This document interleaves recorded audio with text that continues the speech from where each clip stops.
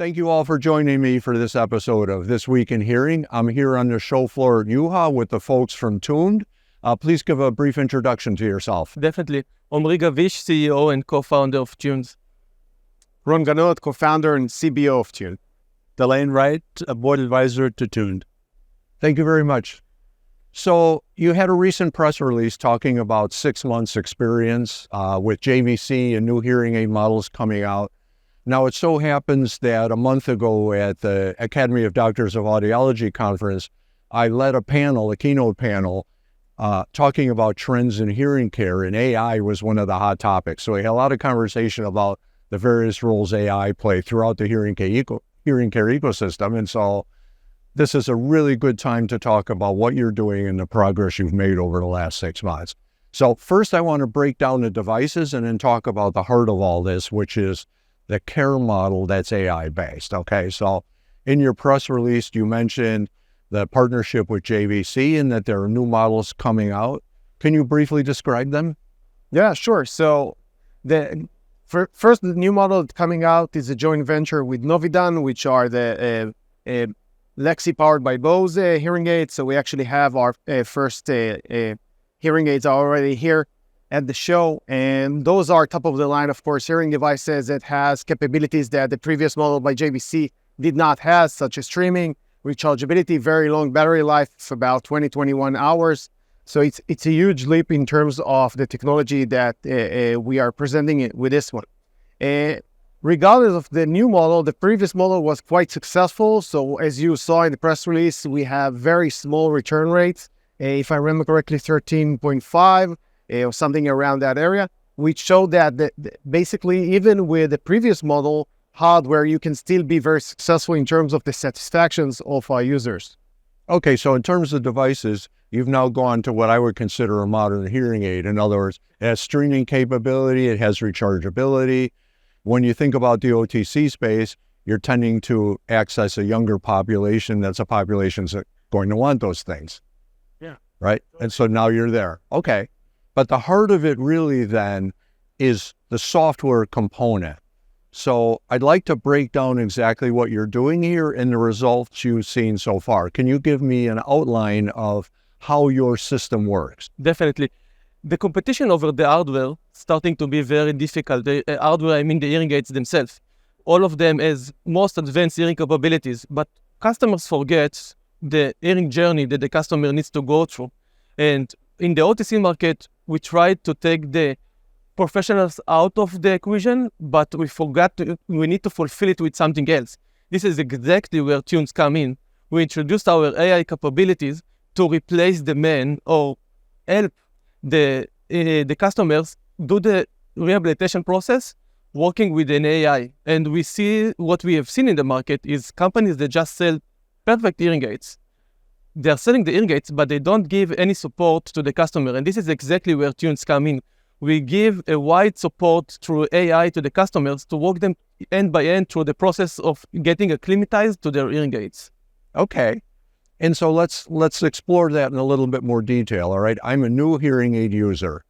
And, you know, we've seen that one of the reasons for high return rates is a misconception about hearing in general. And that is, it's not like glasses. You put them on, you see better.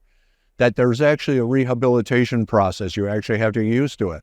I can talk from my own experience. When I first got fitted, I had worn them for a minute, and my audiologist says, I'm going to print out your paperwork. And I jumped out of my chair when the printer went off, like, ow, right? She says, let me take it back down a little bit. You get used to it. A couple of weeks later, you come back, and I'll put them where they belong. And we had this conversation about wearing them all the time and getting used to them and learning to let your brain learn new sounds and so on. So with OTC, if you just order them out of the box, put them in, you don't get any of that backup, right? You don't understand. It's uncomfortable. You don't like it. You send it back. Is that a fair statement? So what's different when you use the Tune system? How does the onboarding work? Yeah, let's go back a little bit before we talk about that. There's been a lot of criticism about OTC, and while we all thought this was a great way to reach new people, a year later, everybody's saying, wow, we haven't done it. It's been not as successful as we hoped. And a lot of that is because for OTC to be successful, it's going to take everything. You gotta you got to have all the right ingredients to make a good cake. We've got to have first of all, of course, the right product. We've got to have the right engaging software, the best follow-up software. You got to find the right channel, and then you got to educate the consumer to understand what it is they're buying. But until we get this software or a software, and why I've been so enthusiastic about Tuned is because I think they are the leaders in this kind of user engagement software. I think no one begins that journey by bringing them on, taking them through, educating them, and then the follow-up where you go through the efficient chat function where you can make modifications to the hearing aid without the human involvement. And then if you need to, you bring in a remote care, you're a live agent to help. But that's the efficiency we need to make the OTC successful. Okay. It's got to be a whole solution. It makes perfect sense. Actually, lead me through it now, okay? I'm a new user. I get it. The box arrives in the mail. First, you made the right decision taking those devices. So the first thing when you do in the unboxing is you get a quick startup guide saying, download the Tune app. So please don't take any further step. Don't try to terminate nothing. Just download the Tune app.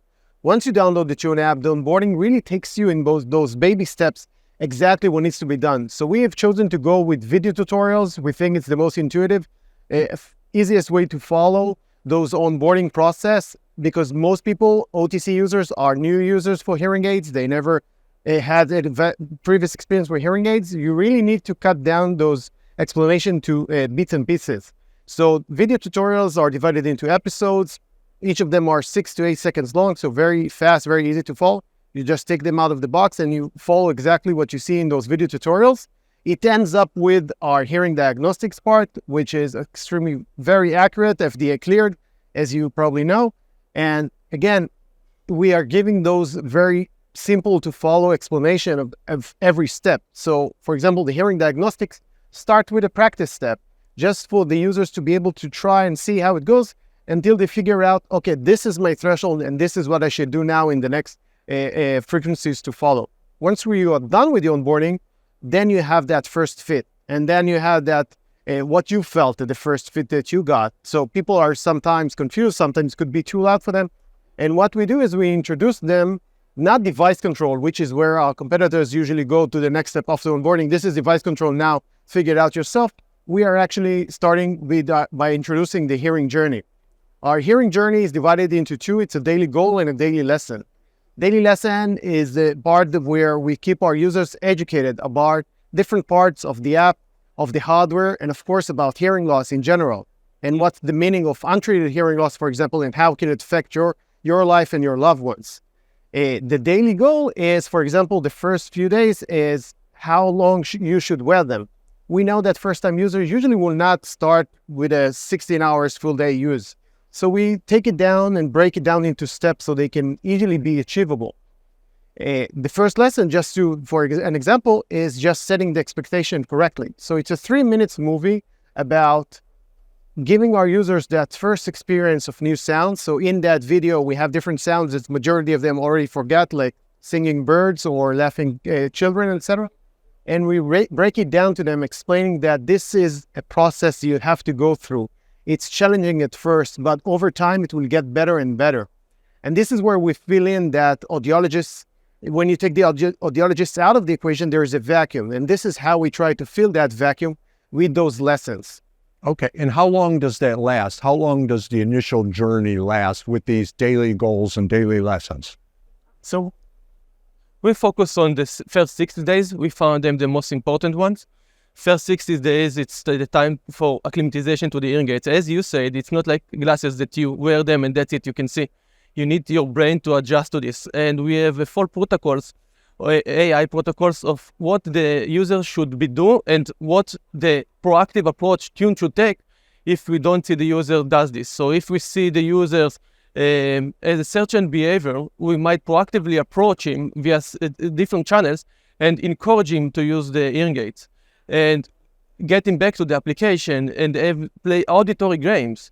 Or if we identify he has any problem, then send him to our AI audiologist.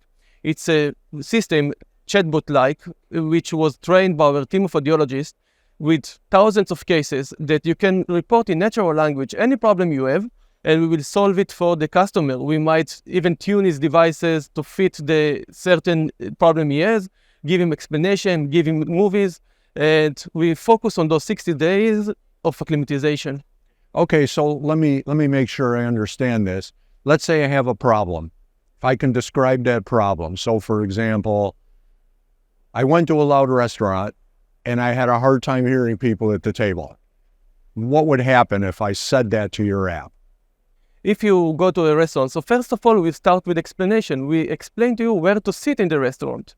After this, we identify the right program for you. We listen to the background noise environment, and we set the right program for you.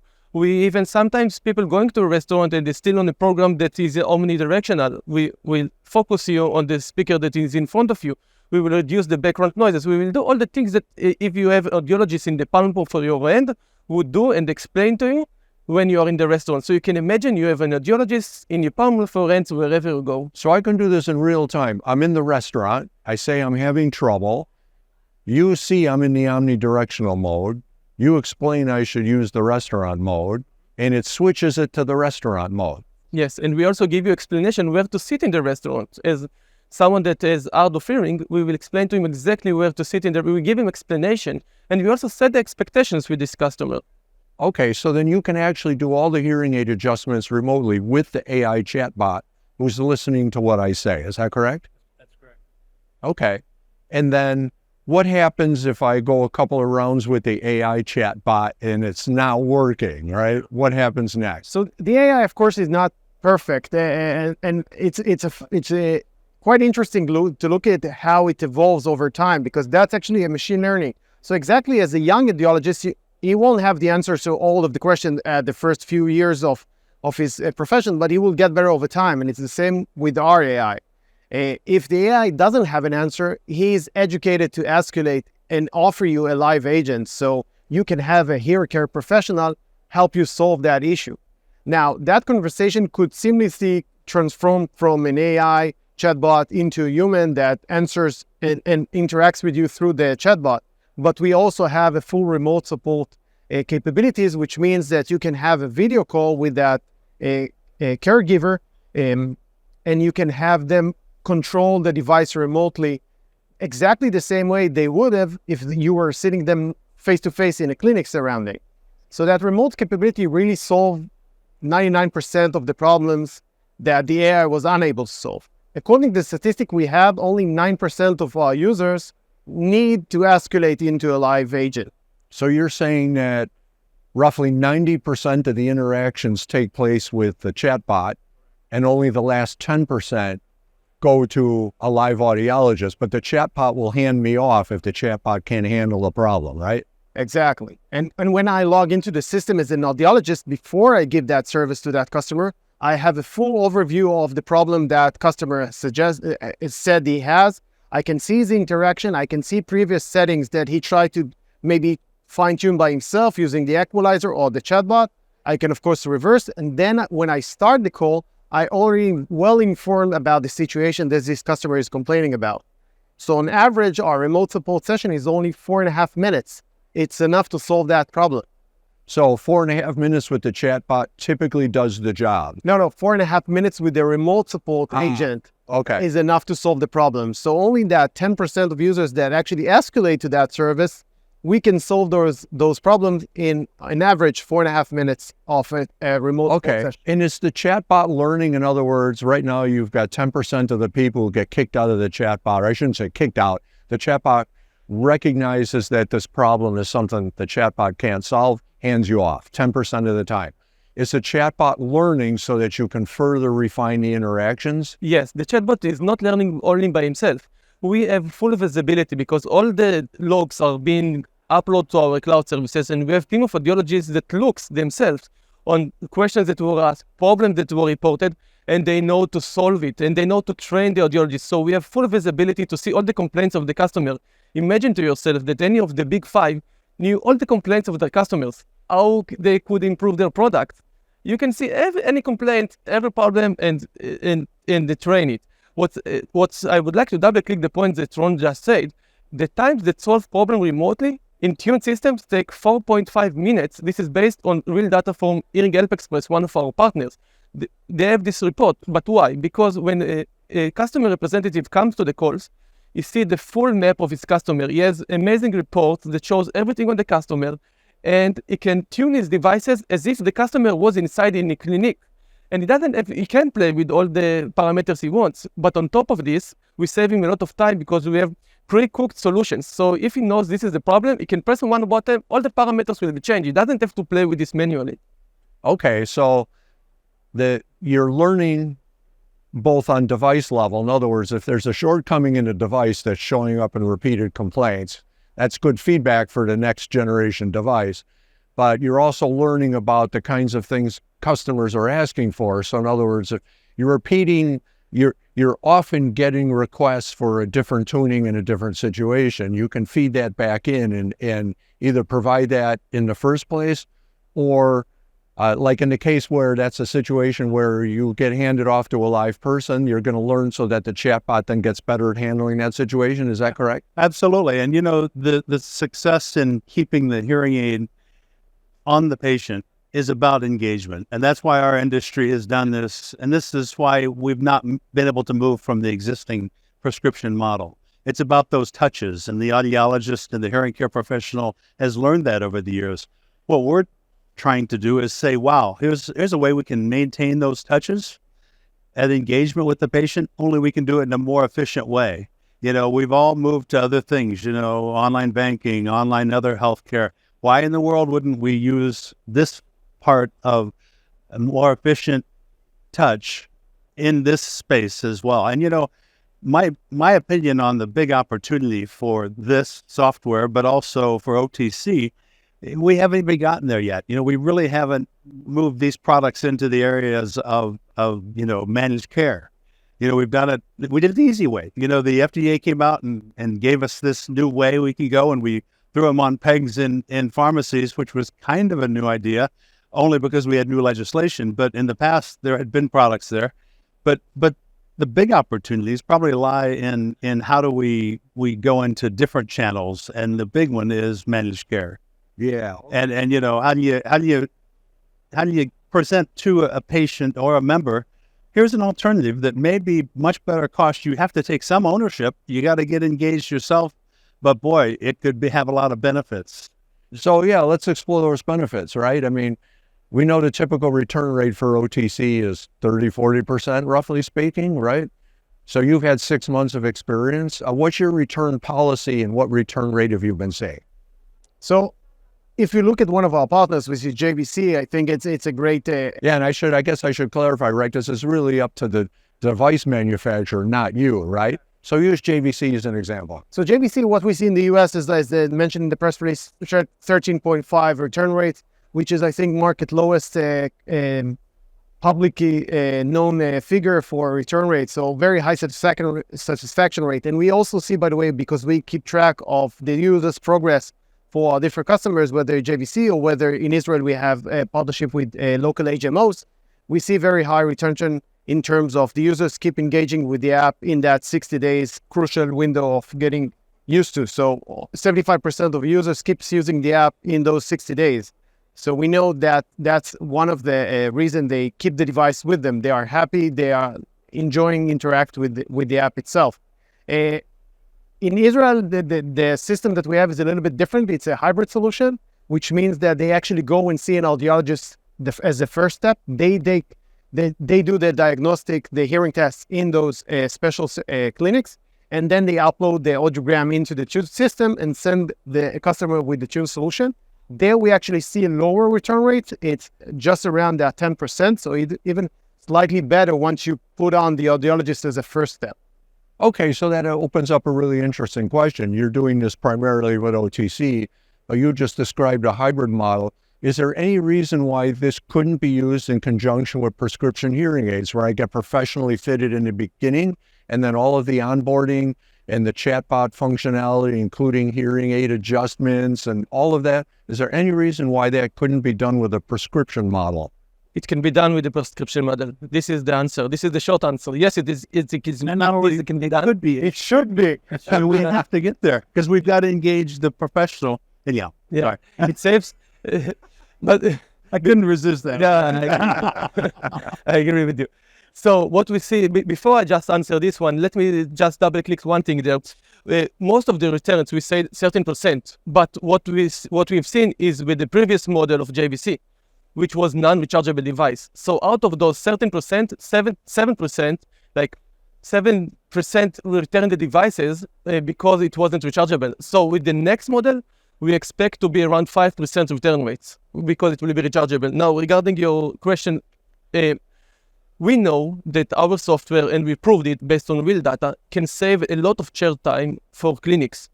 They don't have to deal with the low-level issues. I have this problem, how to clean, We give a lot of data to the customer that they will be able to maintain the hearing aids themselves. They will be educate themselves. They will use auditor training. We can save a lot of time, a lot of chair time to the clinics. So instead of, 5 repeating meetings, let's say they will have only 1, if at all. Imagine to yourself what they can do with all this spare time. They can sell more devices. They have time to sell more devices. We can save a lot of chair time for... Or even more important, it can serve more patients because we know there's a shortage of audiologists. And so you're not trying to replace audiologists. What you would do is let audiologists practice at the top of their scope and offload all the lower level things through your software system and the ability then, if you really need a live person, you can access a live person. Do I understand that correctly? So June, from my point of view, I'm an audiologist in Israel. I had been doing hearing aid for the past 15 years. June is our co-pilot. So he's just there to help me with those low-level issues that, let's be honest, it's a waste of time for audiologists. So for audiologists to do troubleshooting or maintenance or wax removal, that's just a waste of time. They are clinicians. They should do the most sophisticated cases, rehabilitation, etc. So Tune is really a co-pilot that really saves that time, make that audiologist time more valuable and more directed at where it should be. Okay, terrific. It's a fascinating system. We're really looking forward to following your journey as you continue to go forward. Any of you have anything else to add? I'm looking forward to a world where we can recognize the value of OTC, use all the best tools, also engage the professional and make it seamless for the patient, which is really how we help more people. Well, thank you all. I appreciate you spending some time in the midst of this busy EUHA. Thank you. Thank you very much. Great to see you. You're welcome. Nice to see you guys too.